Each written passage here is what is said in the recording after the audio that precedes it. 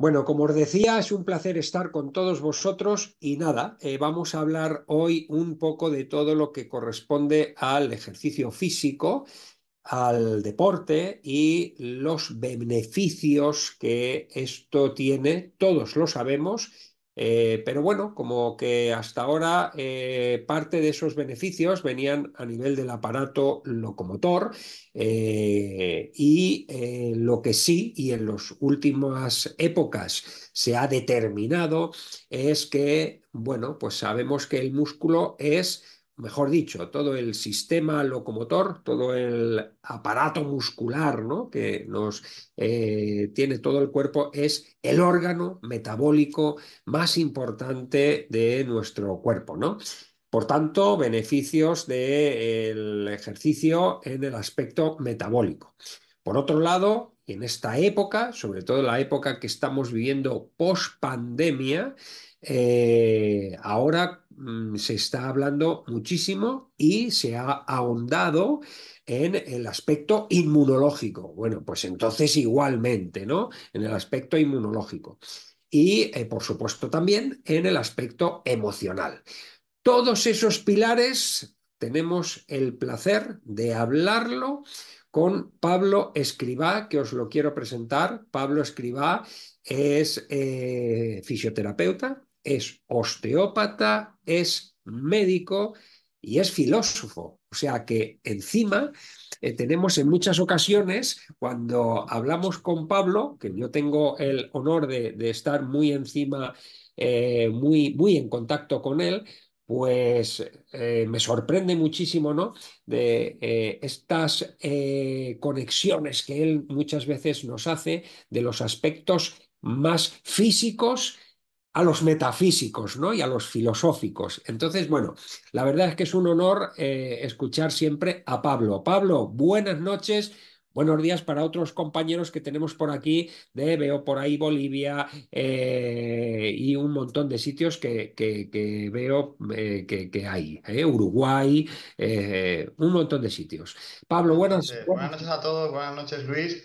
Bueno, muchas gracias por la presentación. Yo fundamentalmente admiro a Luis Palomeque como comunicador y docente. Es un grandísimo didacta, ¿no?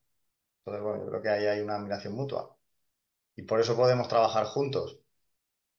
Pablo, sin ir más allá, ¿no? El ejercicio físico hoy en día, porque antiguamente, y yo creo que, bueno, a lo mejor las personas que están aquí son más jóvenes y ya vienen con la cultura del ejercicio físico, pero bien es cierto que quitando, y te estoy hablando hace 40 años, quitando gente como tú, que además fuiste atleta de élite, de competición, pero quitando esa gente que por entonces erais un grupo más bien loco, perdido, ¿no?, que os dedicabais y que estabais muy metidos en el deporte, no había una cultura del deporte.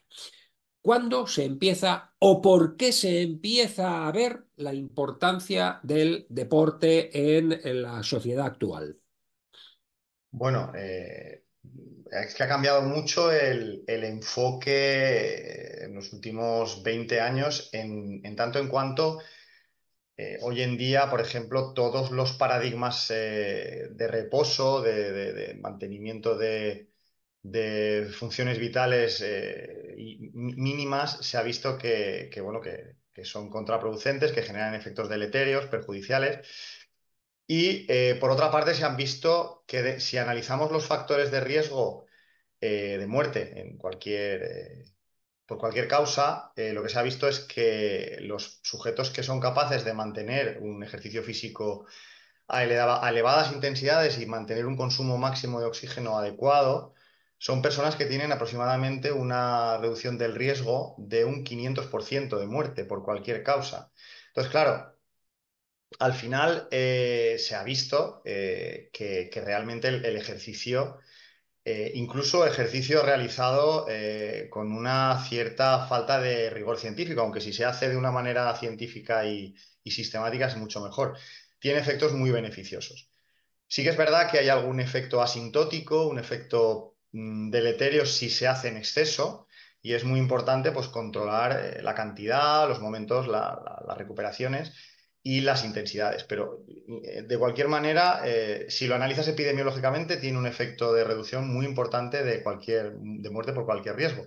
Y si lo comparas con otros factores de riesgo, como puede ser el tabaco o como puede ser el alcohol, pues realmente tienen una repercusión mucho menor que la ausencia de ejercicio.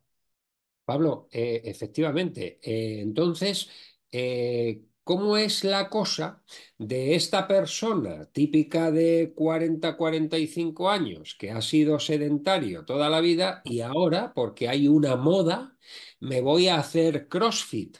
Por ejemplo, o me voy, bueno, digo CrossFit como cualquier cosa, como bien has dicho, intenso, o ahora, que también es mucha de la moda que hay, por ejemplo, aquí en España, con el tema de la carrera, me voy a preparar maratones cuando yo no lo he hecho en la vida. Porque además me estás diciendo que todo esto es sano, saludable. También Sí, yo ahí pero tengo bueno, riesgo. ahí hay que tener primero muchas consideraciones, es decir, es una pregunta muy importante lo que estás haciendo y una afirmación que requiere muchas consideraciones. La primera es que hay que individualizar, es decir, en líneas generales, cuando un individuo ha sido sedentario, para que sus estructuras tendinosas y sus estructuras articulares empiecen a responder a las demandas que va a realizar, tiene que hacer un trabajo incremental aproximadamente durante 18 meses, es decir, un año y medio. Y nosotros no podemos pretender que nuestras estructuras tendinosas respondan a la carga y tengan una rigidez adecuada y una respuesta neuromuscular adecuada inmediatamente. Entonces, este es un problema muy importante y esto genera multitud de lesiones. En segundo lugar, hay que individualizar porque no es lo mismo que una persona pueda dormir 8 horas y que haga ejercicio que se levante a las 5 de la mañana para hacer ejercicio sin dormir. Es decir, hay una jerarquía de sistemas, la nutrición y el descanso tienen una relevancia capital y en ese sentido cada individuo tiene unas condiciones y una situación. Entonces, hay que adaptar a cada individuo según sus capacidades y según sus necesidades. Por otro lado, hay que tener en cuenta también lo que son los periodos de recuperación de cada una de las estructuras, que varían mucho con la edad. Por ejemplo, si nosotros atendemos a la recuperación de las estructuras sarcoméricas, lo que son las fibras contráctiles de actina y miosina, estas fibras tienen la capacidad de reestructurarse en 24 o 48 horas. Pero las proteínas que estabilizan tridimensionalmente el sarcómero requieren aproximadamente entre 72 y 168 horas para recuperarse. Y van a ir mejorando su calidad. Estas proteínas, como son la desmina o la titina, que es una proteína elástica, mejoran con el tiempo siempre y cuando les demos los periodos de recuperación adecuados. Por otra parte, hay que considerar que cada tejido tiene un turnover, un recambio. Por ejemplo, las estructuras tendinosas se recuperan el 100% aproximadamente cada año si las trabajas adecuadamente. Pero, sin embargo, las estructuras óseas requieren aproximadamente unos 10 años para renovarse por completo. Y esto implica que esta es una de las razones por las que, por ejemplo, los pacientes que presentan una osteopenia o una osteoporosis deben de realizar revisiones densitométricas cada 2 años, puesto que los cambios no son significativos si las revisiones se realizan con más periodicidad desde el punto de vista de la densitometría. Entonces, existen muchas variables que deben de ser consideradas. Hay, por otro lado, fatigas neuromusculares, fatigas metabólicas, hay que saber diferenciarlo, es muy importante que los profesionales de cualquier ámbito, tanto entrenadores como médicos, como compañeros en todos los ámbitos de la salud, deben de ser capaces de diferenciar lo que es una respuesta fisiológica de una adaptación fisiológica. El ejercicio físico incrementa la presión arterial a corto plazo y también la frecuencia cardíaca, pero a largo plazo, si se hace adecuadamente, reduce la presión arterial y la frecuencia cardíaca. Eso es la adaptación fisiológica frente a la respuesta. Por lo tanto, es muy importante ser capaces de diferenciar esto y esto hay que hacerlo en lo referente a los estiramientos, en lo referente al entrenamiento de musculación, en lo referente a las medidas de recuperación, como pueden ser la crioterapia o la termoterapia. En todos los aspectos es necesario hacer un análisis individualizado y pormenorizado. Uno de los grandes problemas que referías de la gente que tiene 40 años, que además son gente de normalmente donde uno de los mayores los factores de riesgo cardiovascular se empiezan a manifestar en estas edades, pues si se ponen a hacer un maratón, pues pueden tener patologías cardíacas. Claro, ahí es muy interesante el hacer una revisión y ir al cardiólogo y tener claramente pues una valoración de su estado funcional, ¿no? Y esto es algo que en general no se hace. Correcto, efectivamente. Pablo, súper interesante. Recordar, yo creo que todos al final haremos un poquito, si queréis, en el chat, podéis poner preguntas o directamente os abrís micrófonos y cámaras si queréis y podemos charlar, hacer un debate un poquito abierto. Pero esto es fundamental, ¿eh? Esa progresión que ha dicho Pablo, que en muchas ocasiones puede estar durando hasta 18 meses y sin lugar a dudas esa individualización de tratamiento, porque creo que todos hemos visto a gente que se pone a correr y efectivamente que se pone a hacer un deporte y efectivamente ni los cuidados alimenticios ni respeta los ciclos circadianos en cuanto a horas de sueño, incluso el típico abuso, ¿no? De decir yo puedo con todo, duermo pocas horas porque no necesito más, hago esto, hago lo otro, 1000 proyectos y encima hago un ejercicio intenso. Y esto es la forma más rápida de cargarse un organismo. Pablo, aparte de todo este elemento cardiovascular que efectivamente has dicho y tal, y ahora lo estaba diciendo mientras tú te estabas conectando, ¿no? El nivel inmunológico, que actualmente es tan sumamente, bueno, mira, si miramos positivamente algo del aspecto pandémico que hemos pasado no hace mucho, ¿no? Con la COVID, se ha ahondado mucho en los aspectos inmunológicos. De hecho, cada vez hay más exponencialmente problemas autoinmunológicos, ¿no? Hasta dónde el ejercicio físico también puede estar afectando en estos componentes. Bueno, vamos a ver. Yo ahí diría que hay que hacer una jerarquización en cuanto a digamos que debemos imaginarnos como que tenemos un taburete que tiene tres patas, ¿vale? En el sistema inmune, ¿vale? Uno es la parte psicológica, no se ha encontrado diferencia entre aquellos pacientes que tienen depresión o una situación de estrés y los niveles de interleuquina 6 o de interleuquina 1 beta y los pacientes que tienen una patología de origen autoinmune o los pacientes que tienen una respuesta inmunológica excesiva por una sobrenutrición, pacientes obesos, diabéticos, con patología cardiovascular. Es decir, los patrones de citoquinas y los parámetros que se valoran desde el punto de vista analítico, como explica un reumatólogo que se llama Straub, ya, avanzado ya en la década de 2010, 2014, 2018, él observa que estos patrones son universales, es decir, que se producen en pacientes politraumatizados, que se manifiestan en pacientes estresados crónicamente, en pacientes depresivos, en pacientes que tienen problemas inmunitarios. Y en ese sentido, no podemos disociar la psique de la nutrición, ni podemos disociar la psique de la nutrición del ejercicio. Ahora, ¿cuáles son los efectos de cada uno? Pues no es lo mismo hacer ejercicio, por ejemplo, en ayunas, es decir, hacer ejercicio aeróbico en ayunas, que hacer ejercicio después de haber comido. ¿Por qué? Pues fundamentalmente porque el ejercicio lo que hace es sensibilizar al organismo a la insulina. ¿Qué quiere decir esto? Cuando tú te pones a hacer ejercicio, el transportador GLUT4, que es un transportador que tiene que introducir azúcar, ¿vale? Glucosa en el interior de la célula, no es dependiente de insulina. Y además es mucho más sensible a la misma. De manera que el ejercicio reduce de una manera leve la resistencia a la insulina. ¿Por qué? Pues porque para conseguir una respuesta mucho más importante hay que hacer mucho ejercicio. Entonces, en ese sentido, es muy interesante establecer sinergias, es decir, es hacerse adaptable a lo que se llama la beta-oxidación. Por ejemplo, ir a hacer ejercicio poco a poco, al principio caminar, después correr 10 metros y caminar 10 metros, 50 metros, en ayunas. Y reducir parcialmente algo que nos han vendido de una manera muy importante, la ingesta de carbohidratos. Es decir, sobre todo conforme nos vamos haciendo mayores, puesto que estamos generalmente sobrenutridos y esta sobrenutrición genera una respuesta sobre el sistema inmune excesiva. Tanto el tejido linfoide, los linfocitos, como nuestro cerebro están programados para responder a los glúcidos, de manera que se activan factores de transcripción de genes que activan rutas metabólicas que favorecen la inflamación y la respuesta inmunitaria y la sobrerespuesta inmunitaria. Y esto es normalmente consecuencia de la inflamación inducida por nutrientes, producida fundamentalmente por la sobreingesta de carbohidratos. Dentro de estos, evidentemente, lo peor es tomar azúcares simples, fructosa, etcétera, etcétera.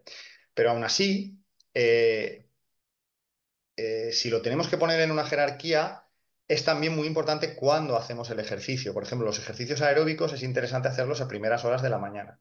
Los ejercicios anaeróbicos, por la respuesta de los ritmos circadianos hormonales, es más interesante hacerlos alrededor de las 12 del mediodía hasta las 8 de la tarde. Y a partir de esas horas es interesante volver a hacer ejercicios aeróbicos suaves, puesto que si no, provocamos sobresolicitación del sistema córtico suprarrenal. Y esta sobresolicitación del sistema córtico suprarrenal va a favorecer con el tiempo alteraciones inmunológicas. Otro de los efectos importantes del ejercicio físico es que previene la sarcopenia. El tejido muscular es un órgano endocrino muy importante que produce lo que se llaman exerquinas o mioquinas que tienen efectos sobre todos los órganos, ¿vale? Desde el páncreas hasta el hígado, hasta el riñón, es decir, generalizado.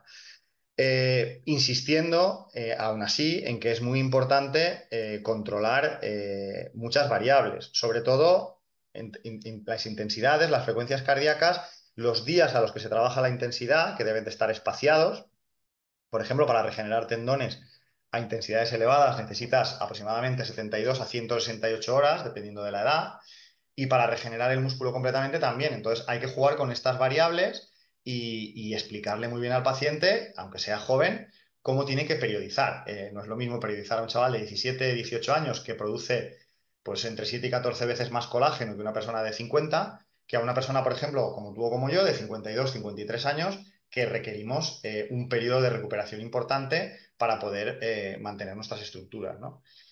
En ese sentido, la nutrición adquiere una carta de preponderancia y la modificación de determinados patrones nutricionales donde se incrementan levemente la ingesta de proteínas, se reduce levemente la ingesta de carbohidratos y se incrementa la ingesta de grasas, tiene un efecto beneficioso, puesto que somos individuos que conforme nos hacemos mayores asimilamos peor las proteínas. Bueno, eso también es muy dependiente de cómo está nuestra mucosa intestinal, lo bien que somos capaces de mantenerla. Es decir, hay muchísimas variables y es lo que yo llamo los entrenamientos invisibles, es decir, cómo tú vives para poder hacer ejercicio y estar sano, ¿no? Correcto. Pablo, has dicho un dato también muy interesante, ¿no? Lo del tema de que, de cara a algunas ventajas, ese aeróbico por la mañana a primera hora y después los demás ejercicios entre las 12 y la tarde. Ahora bien, ¿qué recomendarías a esta gente que llega ahí por la noche tras la jornada laboral, allá a las 20 horas, que sale de la jornada laboral y se mete en el gimnasio a hacer un tipo de ejercicio de alta intensidad?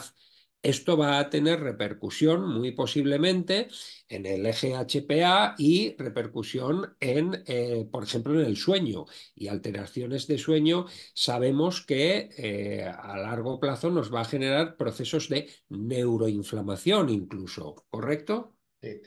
Sí, a ver, lo has explicado tú claramente. A ver, uno de los problemas principales cuando te enfocas en este tipo de programas de entrenamiento es que se observan mejorías muy rápidas en un mes, puesto que se produce una respuesta del eje hipotálamo hipofisario suprarrenal y también del eje hipotálamo hipofisario testicular o gonadal. Y entonces hay unos incrementos exponenciales de la producción de testosterona, también la producción de dihidroxiepiandrostenediona por parte de la corteza suprarrenal. Se produce también incrementos importantes en la producción de cortisol, pero si esto se mantiene en la producción de hormona del crecimiento y de insulina. ¿Qué es lo que ocurre cuando esto se mantiene en el tiempo? Pues que cuando esto se mantiene más de un mes, el sistema empieza a claudicar, es decir, se produce una disminución de la producción de testosterona, se produce una disminución de la producción de estrógenos, se produce una disminución de la producción de dihidroepiandrostenediona por las suprarrenales, pero el cortisol que se libera en impulsos porque es un ganglio, la corteza suprarrenal, está inervada por el sistema nervioso autónomo también, o sea, no solo es un órgano endocrino, sino que es un ganglio simpático modificado, continúa liberando cada 20 minutos cortisol. Y este efecto, este cortisol tiene un efecto catabólico, un efecto destructor de la masa muscular, un efecto acelerador del envejecimiento y puedes terminar alterando totalmente el eje córtico suprarrenal y el eje hipotálamo hipofisario gonadal. En ese sentido, lo que tú estabas explicando, el momento en el que se hace este tipo de ejercicio es muy importante, porque si lo haces por la noche es difícil que vayas a dormir. Y en el caso de que la persona no tuviera otra opción, una de las soluciones o una de las posibles soluciones es haber dormido los 3 días antes de hacer esto. Por ejemplo, tú dices, bueno, pues yo lunes, martes y miércoles a mediodía voy a salir a correr 20 minutos o 30 minutos despacito. Y el jueves resulta que no me queda otra opción que ir a hacer pesas a las 8 de la tarde. Muy bien. Pero como los 3 días anteriores he descansado, ese día puedo no dormir y mi sistema no lo estoy colapsando. Y entonces eso se adapta a mis necesidades de vida. ¿Qué es lo que pasa? Que normalmente hay una generalización de gurús que te dicen que no pain, no gain, ¿no? Es decir, si no te machacas todos los días, no vas a mejorar. Y esto no es cierto. Porque gracias a lo que se llama la teoría de la supercompensación, lo que tienes que dar es el estímulo necesario para que se consiga una respuesta de mejora. Primero un efecto perjudicial de empeoramiento, después una respuesta de mejora con mejora tisular y hay que volver a dar el estímulo cuando todavía se está produciendo la mejora tisular. Y eso muchas veces con 2 días a la semana que hagas ejercicio de intensidad es suficiente. Por lo tanto, sí que puedes programar en una jornada semanal o cada 10 días si eres más mayor, puedes programar días de descanso, días en los que has dormido y días en los que pues, quizás has afectado un poquito el eje, pero a largo plazo no vas a dañarlo, ¿no? Entonces es muy importante cómo tú te programas. Por otro lado, es muy importante la actitud mental. Es decir, hay estrés bueno. Y en ese sentido, tú y yo esto lo hemos hablado muchas veces, ¿no? Es decir, hasta qué punto podemos estresarnos siempre y cuando seamos capaces de estar liberando sustancias que son beneficiosas, porque tanto tú como yo llevamos una historia, una intrahistoria de súper trabajo, ¿no? Bueno, en principio, pues los hechos son que nos mantenemos bastante bien, ¿no? Pablo, ya que estás con el tema este, ¿no? A nivel emocional, psicológico, ¿no? O estas hormonas y neurotransmisores que, buenos, por decirlo de alguna forma, o llamarlo de alguna forma, ¿no? ¿Qué beneficios, por tanto, nos estarían determinando a nivel emocional, cognitivo, el ejercicio? Y fíjate, te voy a pedir dos cosas, ¿no? O tres, mejor dicho, pues para gente como nosotros, gente mayor, donde efectivamente la capacidad cognitiva está disminuyendo y las capacidades de plasticidad neuronal va disminuyendo, y también en la época infantil, en donde precisamente si ese deporte, en esa capacidad, en esa plasticidad neuronal, el deporte puede mejorar el aprendizaje, ¿no? Bueno, pues a ver, yo aquí empezaría como muy bien por el final, ¿no? La etapa infantil. Bueno, Claro. a ver, nosotros hemos de pensar que desde que nacemos hasta que tenemos 2 años, básicamente lo que ocurre es que mueren y mueren y mueren y mueren billones de neuronas. Sin embargo, lo que somos se gesta en los primeros 2 años de vida, es decir, el 95% de lo que somos se produce entre los 2 y los 6 años de vida. Y ahí lo que ocurre es que se producen redes neuronales, es decir, las neuronas expanden dendritas y esas dendritas se conectan, hacen millones de conexiones unas con otras, siendo superplásticas y generando la capacidad de estar continuamente modificándose. Por eso es muy interesante tener capacidad de reestructuración cognitiva. Pero ¿qué es lo que ocurre conforme nos hacemos mayores o si no hacemos ejercicio suficiente o si no nos cuidamos, ¿no? O si vamos estresados? Aparece en el cerebro lo que se llama la sopa inflamatoria, es decir, hay una situación de neuroinflamación, ¿vale? Vale, esta situación de neuroinflamación se asocia en aquellos procesos que implican degeneración neuronal, como es el Alzheimer, la demencia temporal, con la observación de determinados fenómenos, como son la presencia de una serie de proteínas, o de una serie de, como es la proteína tau, y de restos de proteínas mal plegadas, misfolded proteins, que se llaman, que son el beta-amiloide, ¿no? Entonces, todo esto es lo que se observa en los pacientes que tienen Alzheimer. ¿Qué es lo que hace, qué es lo que hace el ejercicio? Pues el ejercicio hace muchas cosas y si lo haces desde pequeño, tiene unos efectos de desarrollo neuronal, mejora de las conexiones, activación de lo que se llama el factor neurotrópico derivado del cerebro, el Brain Dry Neurotropic Factor, de una manera mucho más importante de lo que lo puede hacer la dieta, a excepción del ayuno. Y el ejercicio tiene un efecto fundamentalmente sobre la salud mitocondrial. Para que nos hagamos una idea, nosotros tenemos en nuestras células tenemos unas centrales energéticas que son como unas turbinas que producen energía, ¿vale? Que básicamente van a producir ATP, que son las mitocondrias, ¿vale? Estas mitocondrias tienen la capacidad de producir energía y también en los organelas celulares hay unas células, hay unos organelos que son los lisosomas, que son como, pues como el estómago que tenemos nosotros en nuestro tracto digestivo. Y entonces, básicamente lo que tenemos que hacer es tener el organismo limpio de estas proteínas que son tóxicas para el cerebro y tener una gran salud mitocondrial para producir energía, ¿vale? Cuando esto no ocurre, cuando nosotros no somos capaces de eliminar aquellas proteínas que están mal plegadas, las células tienden o bien a suicidarse o bien a activar rutas inflamatorias cuando la célula tiene muy poca energía, muchas especies reactivas de oxígeno, la mitocondria es muy permeable, activan rutas inflamatorias generando que determinadas células, que son los macrófagos, se activen a lo que se llama macrófago tipo 1 o linfocito T colaborador o T helper tipo 1. Y esto genera una situación de multiplicación de la neuroinflamación, genera una situación de multiplicación de las aferencias inflamatorias sobre los ganglios espinales, sobre las astas posteriores de la médula, sobre el cerebro, ¿vale? Sobre los mismos axones y sobre las células de la microglía, ¿vale? Se produce una multiplicación de las aferencias nociceptivas. ¿Qué es lo que ocurre cuando hacemos ejercicio? Pues que cuando hacemos ejercicio, las mitocondrias devienen, se convierten en mitocondrias más saludables, ¿vale? Tienen una mejor capacidad de beta oxidación y por lo tanto son menos permeables, tienen una mejor capacidad antioxidante, por lo tanto tienen menos especies reactivas de oxígeno y tienen más ATP. Y entonces eso genera efectos de modificación de la respuesta del macrófago, que pasa a lo que se llama M2-TH2 y libera citoquinas antiinflamatorias que reducen la inflamación neural, que favorecen que las proteínas que están mal plegadas sean fagocitadas y sean recicladas, de manera que nosotros cuando estamos haciendo ejercicio estamos reciclando proteínas, cuando estamos haciendo ayuno estamos reciclando proteínas y cuando estamos comiendo bien estamos enseñando a nuestro cuerpo a reciclar proteínas. Y si somos capaces de reciclar proteínas, estamos limpiando nuestro cuerpo y estamos impidiendo estos procesos neurodegenerativos que están asociados a la enfermedad cardiovascular, que están asociados a la diabetes y que están asociados a todas las enfermedades inmunológicas.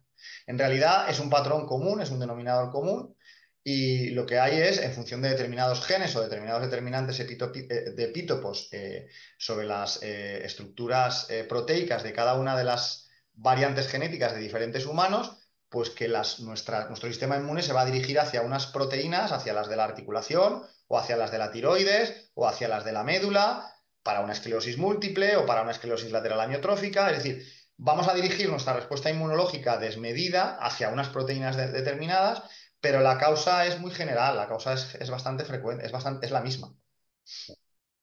Perfecto. Pablo, ¿qué otros elementos? Porque en todos los procesos, lo que la Organización Mundial de la Salud te habla como la salud, ¿no? Que no solo es la ausencia de enfermedad, sino el bienestar físico, psíquico y social. Sí. ¿Qué otras hormonas, qué otros neurotransmisores puedo estar secretando cuando hago ejercicio físico? A ver, Y si cuando tú haces ejercicio físico liberas un opioide, que es muy importante, que es la anandamida, que tiene un efecto de regeneración tisular sobre las quemaduras, tiene un efecto de regeneración de tejidos, es un opioide muy potente y, bueno, genera rutas antiinflamatorias increíbles, o sea, más que cualquier otro endocannabinoide. Por otro lado, activas lo que se llaman los circuitos de recompensa, es decir, los circuitos de recompensa son muy importantes. Las vías dopaminérgicas y serotoninérgicas, fundamentalmente la serotonina, porque sobre todo si lo haces en grupo, ¿no? Tiene un efecto de reseteado cerebral, ¿vale? Igual que el ácido gamma aminobutírico, básicamente lo que hacen es que los receptores cerebrales que nosotros tenemos que que generan lo que se llama una regulación a la baja o down regulation cuando estamos sobreestresados, liberando dopamina o consumiendo bienes y servicios, o mirando el WhatsApp, eso genera unas rutas dopaminérgicas en el circuito de recompensa que terminan friéndote el cerebro. Básicamente hacen que tu cerebro tenga menos receptores para la dopamina y que seas un adicto que necesita cada vez más estímulo. Pues el ejercicio, las relaciones sociales o la búsqueda de propósito en la vida, es decir, el escribir un libro, el plantar un árbol, el tener un propósito, el estar en un comedor social o en un banco de alimentos, o etcétera, etcétera, todos esos factores en la vida van a generar un reseteado cerebral y tienen efectos muy beneficiosos para el organismo. Es decir, hay muchas... tomar el sol, dar un paseo en el monte, es decir, ver verde, cambiar de aires.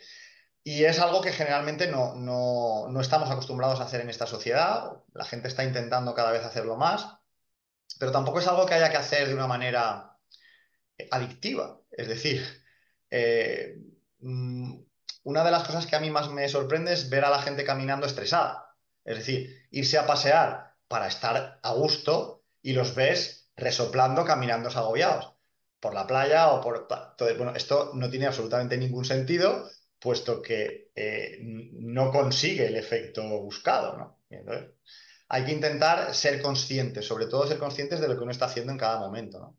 Perfecto.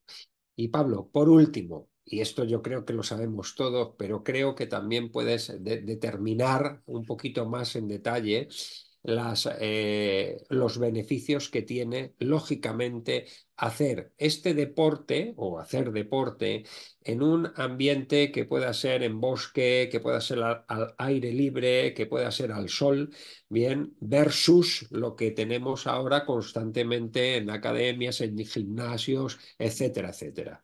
Bueno, a ver, de nuevo hay que poner en una jerarquía. Si nosotros atendemos a las alteraciones inmunitarias, que son súper prevalentes en la sociedad, el aire libre, el hacer deporte en el bosque o cambiar de aires y exponernos a diferentes patógenos, ahora os explicaré un poco qué es esto, tiene lo que se llama efectos pleiotrópicos sobre el sistema inmune. Los efectos pleiotrópicos sobre el sistema inmune consisten fundamentalmente en que nosotros cuando vivimos en la ciudad, los urbanitas, estamos expuestos fundamentalmente a bacterias y patógenos intracelulares, virus fundamentalmente, y bacterias encapsuladas intracelulares. Entonces esto genera una respuesta de liberación de determinadas citoquinas. Cuando nosotros nos vamos al monte, nos exponemos sobre todo a bacterias extracelulares, helmintos, protozoos, y esta modificación de la exposición a determinados patógenos tiene un efecto de cambio hacia una situación antiinflamatoria en el organismo. Eso por un lado. Por otro lado, por ejemplo, cuando tú te encierras, por ejemplo, a entrenar en temperaturas elevadas, pues esto también tiene efectos horméticos. Es decir, si tú entrenas, te metes en una sauna o te metes en un baño turco o haces yoga con mucho calor, pues esto, perdón, también va a tener unos efectos beneficiosos para el organismo porque activa los factores de respiración nuclear o el factor inducible por hipoxia y por lo tanto también tiene efectos beneficiosos. Ahora, evidentemente, no es comparable con la liberación de óxido nítrico que se consigue tomando el sol, el, el, los efectos sobre el sistema inmune que tiene el agua del mar, ¿sabes? De inmunomodulación, los efectos que tiene el monte y la montaña sobre la inmunomodulación y sobre todo el hecho de que estás quemando grasas cuando estás caminando por el monte a intensidades bajas y eso en aquellas personas que son obesas, uno de los problemas de las personas obesas es que tienen una hiperrespuesta M2 que también se regula con el ejercicio aeróbico porque tienen muchas lipoxinas, muchas grasas acetiladas en el organismo y tampoco son buenos respondedores frente a virus. Entonces es muy interesante hacer ejercicio al aire libre, evidentemente, mucho mejor.